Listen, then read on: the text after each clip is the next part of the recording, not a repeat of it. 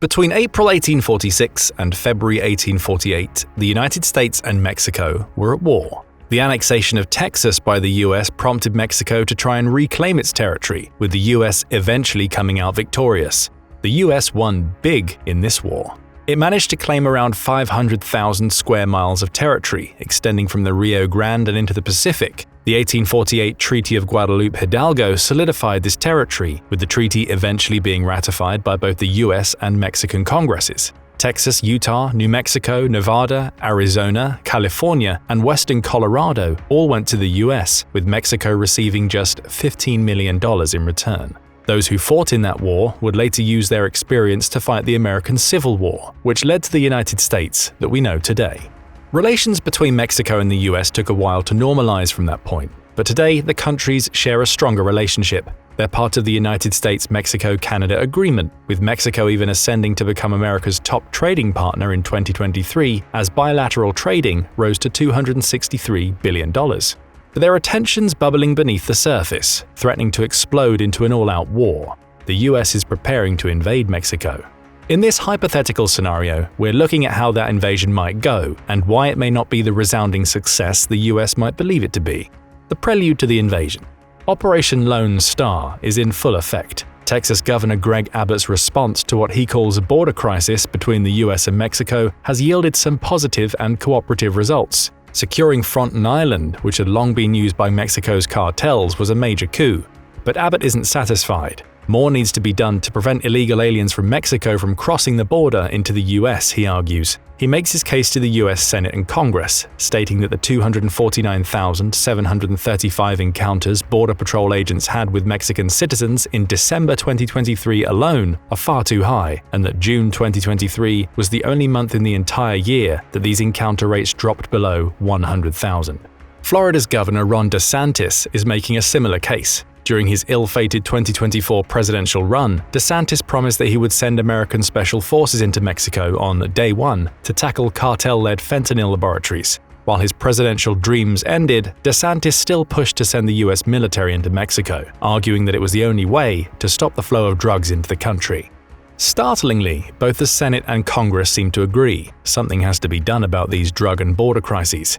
And seeing as traditional border controls aren't working, the only solution is for the US to take matters into its own hands and invade Mexico. Several prominent Senate and House Republicans propose broad authorizations for US military involvement in Mexico, and remarkably, their proposals pass. War is approved. Abbott and his supporters argue that the US will finally put a stop to illegal immigration across the border it shares with Mexico, and as a significant bonus, it will be able to support DeSantis as he claims to want to fight to take on and destroy Mexico's cartels, preventing the flow of billions of dollars worth of illicit drugs into the US.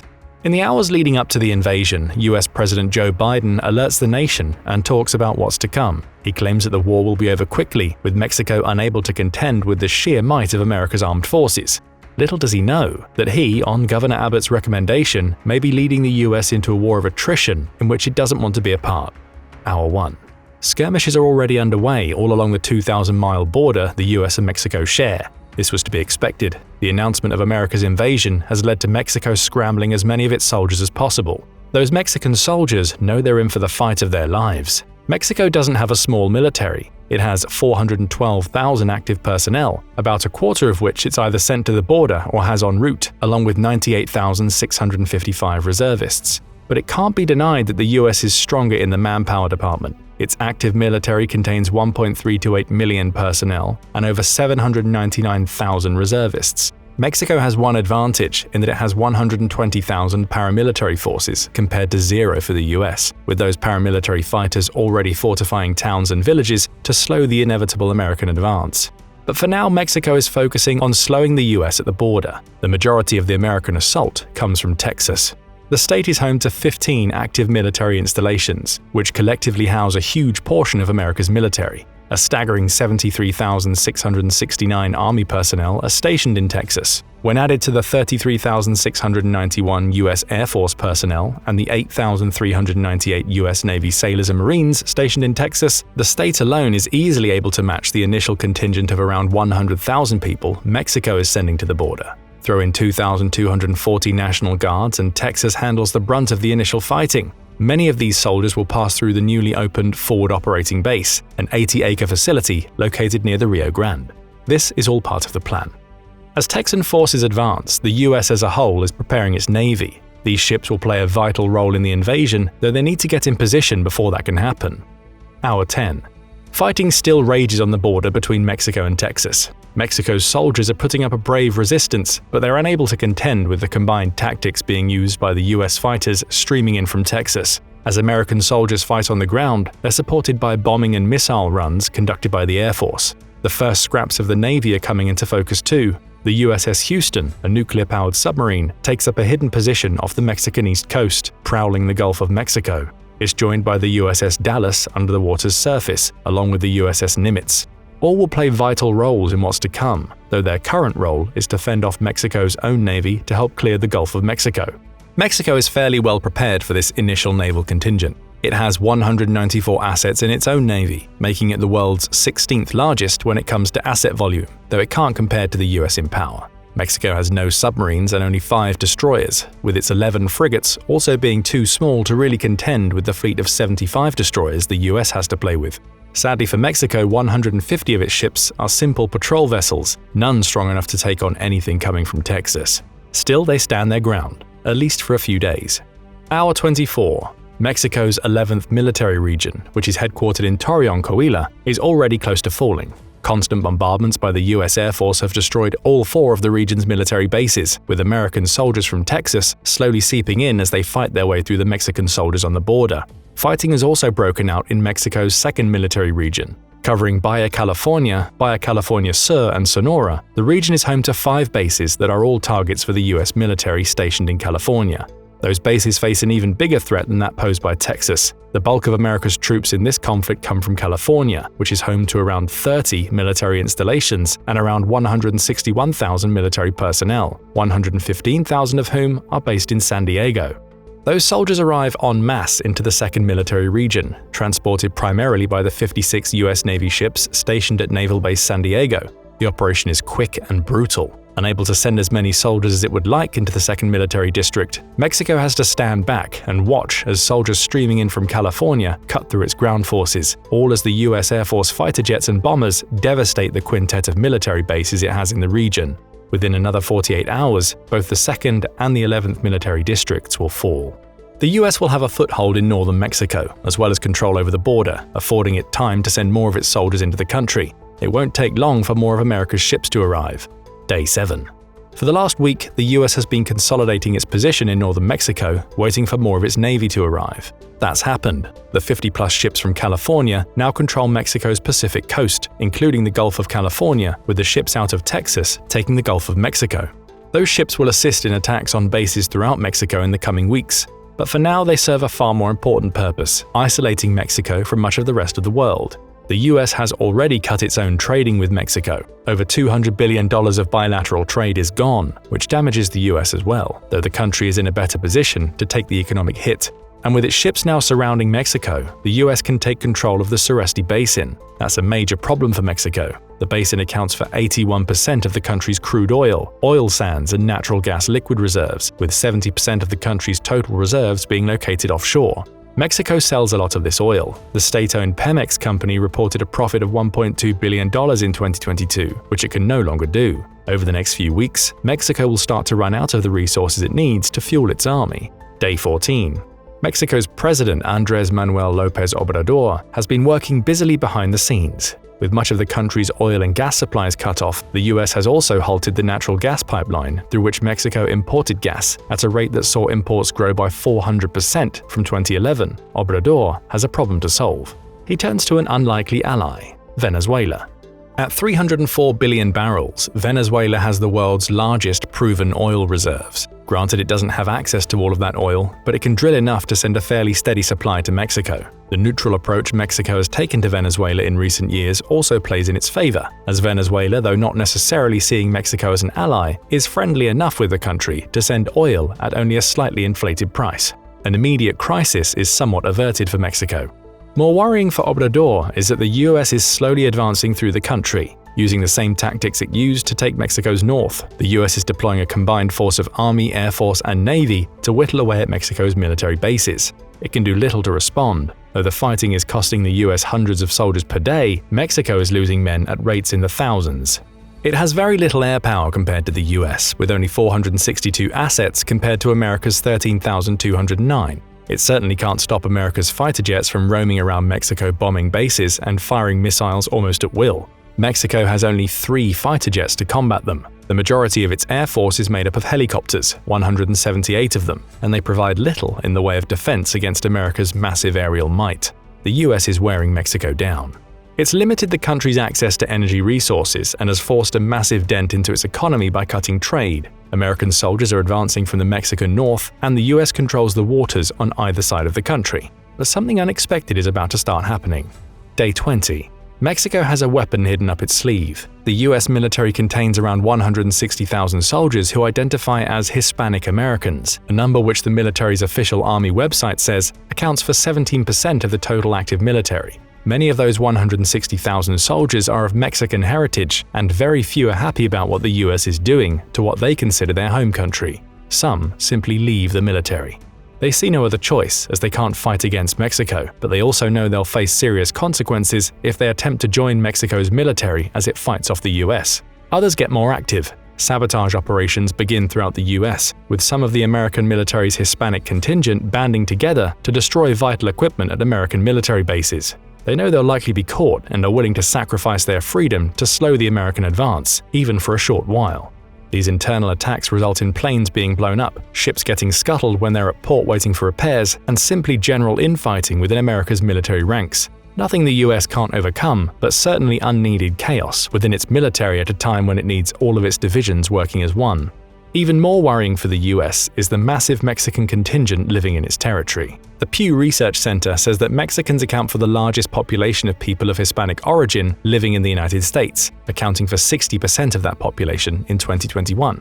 Those numbers have been steadily increasing. The number of Mexicans living in the US rose from 20.9 million in 2000 to 37.2 million in 2021, which amounts to 79% growth. Many of those Mexicans are now causing issues within the US. Strike action at workplaces, acts of violence on both sides, in American cities and towns, and small organized efforts to fight back all become problems. Though Mexico's military has no chance of breaking past the border to invade the states, it has tens of millions of people, many of whom are willing to fight in whatever small way they can within the US itself. The US is forced to divert resources to police efforts to handle mass protests, with the National Guard stationed in many of its states trying to deal with guerrilla tactics and terrorist attacks being conducted by Mexican citizens. Back across the border, it has an even bigger problem to confront. Day 25. The Mexican cartels have mobilized. In truth, they've been organizing guerrilla warfare campaigns throughout Mexico as the US advanced. For each town and city that America took, its military personnel will be forced to face off against small contingents of cartel-trained fighters and Mexican soldiers who put their differences aside to fight against the encroaching threat. The same goes for the many cartels. There are 198 armed groups in Mexico that are either cartels in their own right or factions within the country's major drug trafficking rings. All are now working together. The two biggest and most organized cartels, the Sinaloa cartel and the Jalisco New Generation cartel, have created a temporary truce and are spearheading small guerrilla campaigns throughout the country. Those cartels collectively have 175,000 members, many of whom are trained and seasoned killers who have no qualms about killing American soldiers. Worse yet for the US is the influence the cartels wield over many of Mexico's smaller towns and villages. The cartels aren't mere gangs roaming around the streets of Mexico. They're extremely organized groups that control large swathes of the country, and with that control comes influence. The cartel way of life is embedded into many of Mexico's towns and villages. Now that the cartels have banded together, they start using their considerable influence to stir up national pride and sentiment against the United States. Entire towns become fortresses, manned by cartel members and supported by residents who would rather live under a cartel than one controlled by the US, and the US finds itself in a difficult position. While it's destroyed and continues to destroy much of Mexico's infrastructure, it's failing to win the hearts and minds of Mexico's people. The result? Soldiers are being forced to practically go door to door as they fight their way into towns, trying to seek out anybody who could be an enemy. Mexican civilian casualties increase, providing more ammunition for the cartel's propaganda machines. Guerrilla warfare erupts, with Mexico's fortified positions being backed by small and spread-out contingents of fighters attacking US troops as they march through the country. America has been here before. It saw the same situation in Vietnam, Iraq, and Afghanistan, and it knows it needs to wage a lot of fighting even after taking key territory in Mexico. Day 40. The shift in focus to guerrilla warfare is putting a strain on America's invading forces. It controls most of Mexico's major cities at this point, including the capital of Mexico City, and it's removed Obrador from power. But that's only created more problems. The members of the Mexican military who survived America's invasion are now spread out and far more likely to join one of the growing numbers of militias and cartel groups fighting against the US.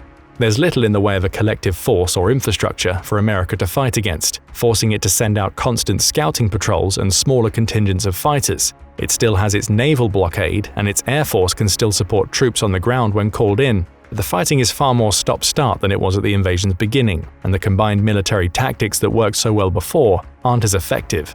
The US isn't helped by Mexico's guerrilla fighters taking advantage of the country's terrain. The Yucatan jungle has become a war zone. This collection of moist forests takes up 26,969 square miles of the 761,610 square miles that make up Mexico. A small amount to be sure, but more than enough space for guerrilla fighters to camp out in. Mexico's cartels and paramilitary groups camp out in these forests, using them as launching points for attacks out on the Yucatan Peninsula, in addition to fighting the smaller contingents of US military personnel that dare to enter. The US can't ignore the Yucatan jungle. Doing so would mean pretending that thousands of fighters don't exist, so it keeps sending soldiers in. Troops on the ground work alongside the US Air Force, ordering bombing runs whenever they locate enemy positions. It's long, arduous, and draining work, reminiscent of the issues the US had dealing with the Viet Cong throughout the 60s and 70s. Control of major population centers means little when the US is dealing with guerrilla warfare. Day 50. Fighting is still ongoing in the Yucatan moist forests. Worse yet for the US, Mexico's guerrilla fighters are taking advantage of other aspects of the country's geography. The mountains in the center and north of the country are rapidly becoming no-go zones. The Sierra Madre mountain system had already presented problems for the US in its initial invasion. Running through the country's center, it had essentially forced the US to divide its incoming soldiers, with some battling down Mexico's east while the rest handled the country's west. That wasn't a problem. Texas and California could serve as launching points for both contingents, with the soldiers flowing through those states, giving the US more than enough manpower on the ground. The mountains are different. As towns and cities fell, more and more fighters retreated to those mountains, from which they're now launching guerrilla attacks. Again, the US is forced to send small contingents of soldiers into unforgiving territory. The Sierra Madre Occidental represents the biggest problem. Stretching from Mexico's northwest to its southeast, the range is around 700 miles long and varies anywhere between 100 and 300 miles in width. Most of its summits exceed 6,000 feet, with a handful of the range's mountains hitting 10,000 feet or more. Of course, Mexico's guerrilla fighters can't take full advantage of these elevations, but they know the mountains far better than the American troops and can use them to set up ambushes and arrange raids on the cities that line either side of the range. And so the pattern is set for the latter stages of the invasion. The US has succeeded in taking most of Mexico. All of the major cities are under American control, with Mexico's military bases either destroyed or now home to American soldiers. But the US can't claim that the war is won. It now faces a protracted period in which it tries to install friendly leadership in a country that is rallied against it. Guerrilla warfare is the order of the day throughout Mexico, and at no point can America's soldiers truly believe that they're safe from isolated attacks. Trouble at home is also an issue, with the US being forced to incarcerate hundreds of thousands of Mexicans living in the US because it can't afford to deport them back to Mexico and risk them becoming part of the guerrilla factions it's now battling against. Maybe it's time for the US to call in some allies. Day 60. The US starts calling on some of its traditional allies, both nearby and from overseas. Canada is the first to ask to join the fighting, though it's understandably reluctant. The same goes for many of America's NATO allies, such as the United Kingdom and France, with their leaders expressing both their frustration and confusion over America's decision to invade Mexico. Ultimately, those countries' leaders settle on a compromise. They can't justify sending soldiers to Mexico to support the Americans as they fight a guerrilla war, even if America is an ally. After all, it was the US that invaded Mexico. Article 5 of NATO's charter only covers coming to the defense of a NATO ally if their territory is attacked. Instead, they create sanctions, similar though not as harsh as the ones levied against Russia in response to the Ukraine war. Those sanctions take a bite out of the $31.24 billion in exports Mexico sends to Europe annually, though the sanctions aren't an especially important move by Europe. After all, America's naval blockade had already prevented Mexico from sending goods to Europe, meaning the sanctions offered little meaningful impact on America's enemy. Meanwhile, the broken-up Mexican military is still communicating with leaders in South America. Though the US now controls vast swathes of Mexico, the country hasn't lost its place as a figurehead of South American geopolitics. Mexico still has 14 trade agreements with South American countries, which are still ongoing even as the US exerts more pressure. It also maintains a political dialogue with all 32 Central and South American countries, as well as countries in the Caribbean.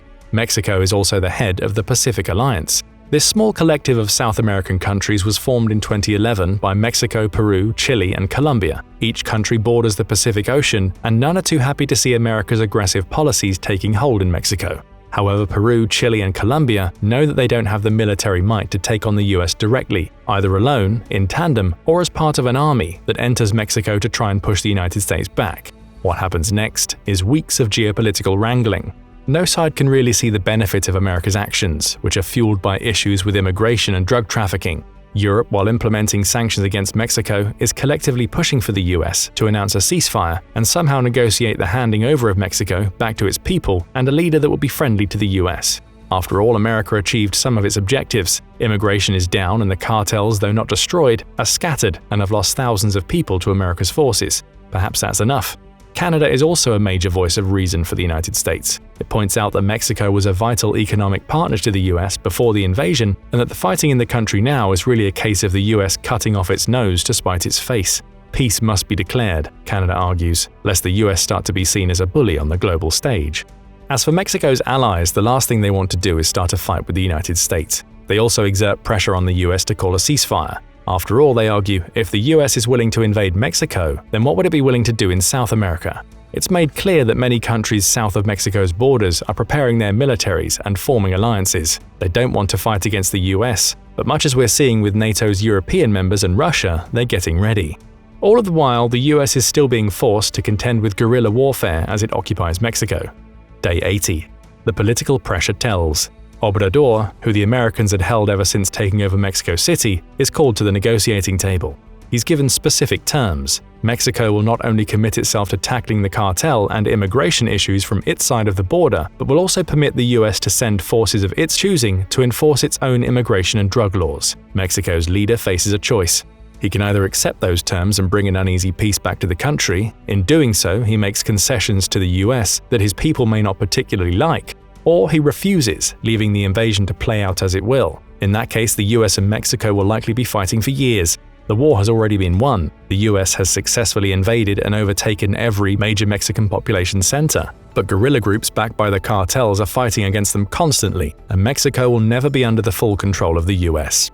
Which do you think Obrador chooses? Tell us your thoughts in the comments section, and remember, this is just one of many hypothetical scenarios that could play out if the US invaded Mexico. Can you think of any others? Again, share them in the comments, and thank you for watching the video. Now go and check out What If the US Army Went to War with Mexican Drug Cartels, hour by hour, or click this other video instead.